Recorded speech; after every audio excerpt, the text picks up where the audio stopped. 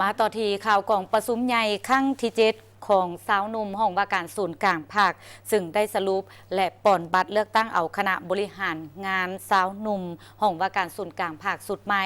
เพื่อเป็นผู้จะตั้งนำพาผันขยายมติกองประชุมใหญ่ของสาวหนุ่มห้องว่าการศูนย์กลางภาคครั้งที่7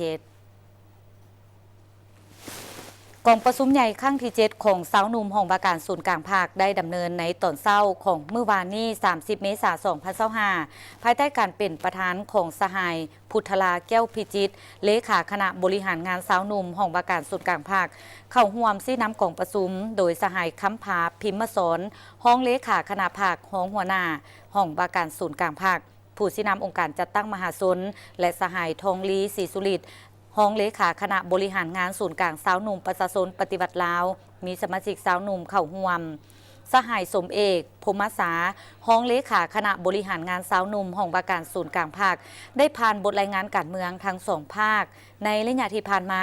ได้เป็นเจ้าการนำพาซี่น้ำการจัดตั้งปฏิบัติมติกองประชุมครั้งที่6ของคณะบริหารงานสาวหนุ่มห้องว่าการศูนย์กลางภาคได้รับผลสำเร็จได้เอาใจใส่ในการศึกษาอบรมการเมืองแนวคิดให้สมาชิกมีแนวคิดอุ่นเอียนทุนเทียงเสื่อมั่นต่อการนำพาและจะตั้งปฏิบัติคำสั่งของคณะภาคคณะนำเข้าร่วมเสริมซึมเอกสารและเข้าร่วมกิจกรรมวันสำคัญต่างๆของภาคของชาติสุขยู่ปลุกระดมพนักงานเข้าร่วมประชุมสัมมนารับฟังปาฐกถาและฝึกอบรมต่างๆเหตุให้สมาชิกและพนักงานมีแนวคิดลักมั่นมีความบุกบืนตัวต่อหน้าที่เวียกงานมีความสามัคคีภายในและภายนอกพร้อมกันจัดตั้งปฏิบัติหน้าที่เวียกงานให้มีผลสำเร็จตามคาดหมาย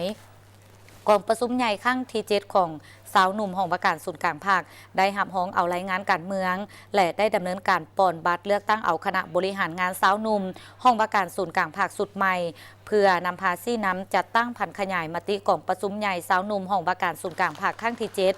ซึ่งมีผู้สมัครเลือกตั้งเข้าในคณะบริหารงานสาวหนุ่มห้องว่าการศูนย์กลางภาคสมัยที่7ทั้งหมด15สหายป่อนบัตรคัดเลือกเอา13สหายกองประชุมข้างปฐมฤกษ์ของคณะบริหารงานสาวหนุ่มห้องว่าการศูนย์กลางภาคข้างที่7ได้เป็นเอกสารเลือกเอาสหายตัวอย่าง1ไซเกอร์เป็นเลขาคณะบริหารงาน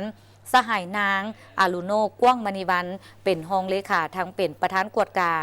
กองประชุมใหญ่ครั้งนี้ได้รับฟังการโอ้ล้มและให้ทิศซี่น้ำจากสหายทองลีศรีสุริตห้องเลขาคณะบริหารงานศูนย์กลางสาวหนุ่มประชาชนปฏิบัติลาวโดยได้ตีราคาและย่องยอสมเสยต่อผลงานอันพ้นเด่นของคณะบริหารงานสาวหนุ่มห้องว่าการศูนย์กลางภาคสมัยที่6ที่ญาติมาได้